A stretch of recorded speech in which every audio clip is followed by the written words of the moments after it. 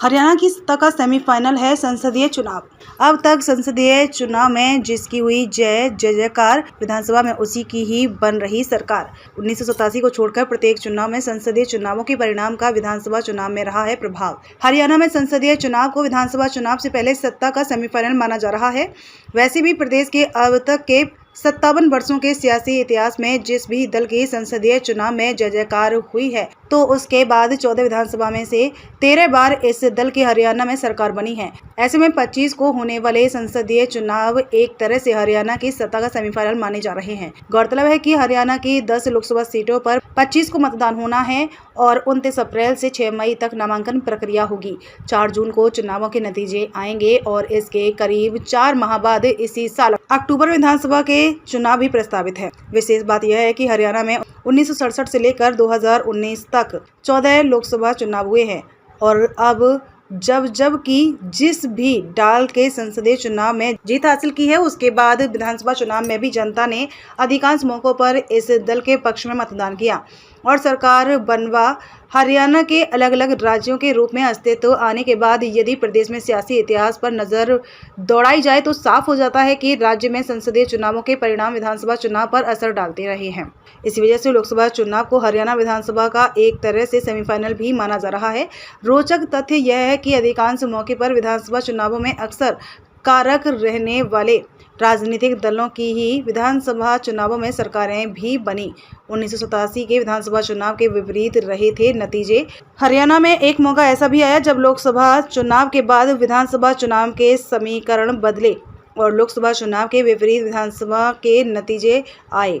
1984 के संसदीय चुनाव में कांग्रेस की सभी 10 सीटों पर जीत मिली। इसके करीब 3 वर्ष बाद विधानसभा के चुनाव 1985 में राजीव लोंगेवाला समझौता हुआ। हरियाणा के हकों को लेकर चौधरी देवीलाल ने प्रदेश में न्याय युद्ध चलाया और क्या रैलियां की और उसके बाद पूरे प्रदेश में चौधरी देवीलाल के पक्ष में ऐसा माहौल बना कि विधानसभा चुनाव में लोग कांग्रेस का सुपड़ा साफ हो गया। उसी वक्त चौधरी देवीलाल के नेतृत्व में कांग्रेस विरोधी विचारधारा वाले नेता एक मंच पर आ गए थे और यही वजह रही कि लोक दल भाजपा व अनेक दलों के 90 से 85 सीटों पर जीत दर्ज की गई थी, जबकि कांग्रेस 5 सीटों पर सिमट कर रह गई थी। इसके बाद चौधरी देवीलाल दूसरी बार हरियाणा के मुख्यमंत्री बने। 1977 में संसदीय चुनाव में क्लीन स्वीप के बाद पहली बार मुख्यमंत्री बने थे चौधरी देवीलाल। यदि हरियाणा के चुनावी इतिहास में नजर डालें तो साल 1967 एवं 1971 में हरियाणा में सभी संसदीय सीटों पर कांग्रेस को जीत मिली। इसके बाद साल 1967, 68 एवं 1972 में कांग्रेस हरियाणा में भी सरकार बनाने में कामयाब रही। 1977 में पूरे देश में जनता पार्टी की लहर थी। हरियाणा में देवीलाल के नेता वाली भारतीय लोक दल ने 10 संसदीय सीटों पर जीत हासिल की।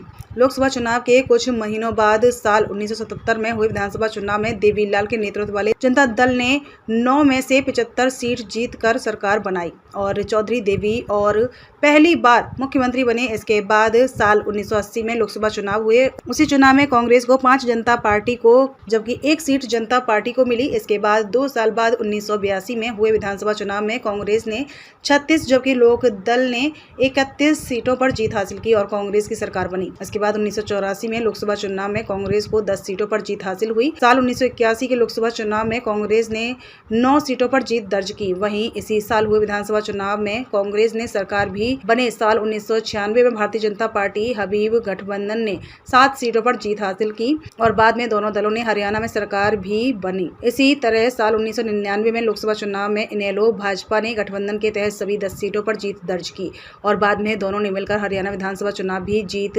2004 में संसदीय चुनाव में कांग्रेस ने 9 जबकि भाजपा ने 1 सीट दर्ज की और फरवरी 2005 में विधानसभा चुनाव में 67 सीट हासिल करते हुए कांग्रेस सरकार बनाने में सफल रही। साल 2009 में लोकसभा चुनाव में कांग्रेस ने 9 जबकि हजका ने 1 सीट पर जीत दर्ज की। इसके बाद में विधानसभा चुनाव में कांग्रेस सत्तासीन हुई। बड़ी से बड़ी खबर, क्राइम से लेकर राजनीति तक किस नेता ने 5 साल में क्या काम कराया।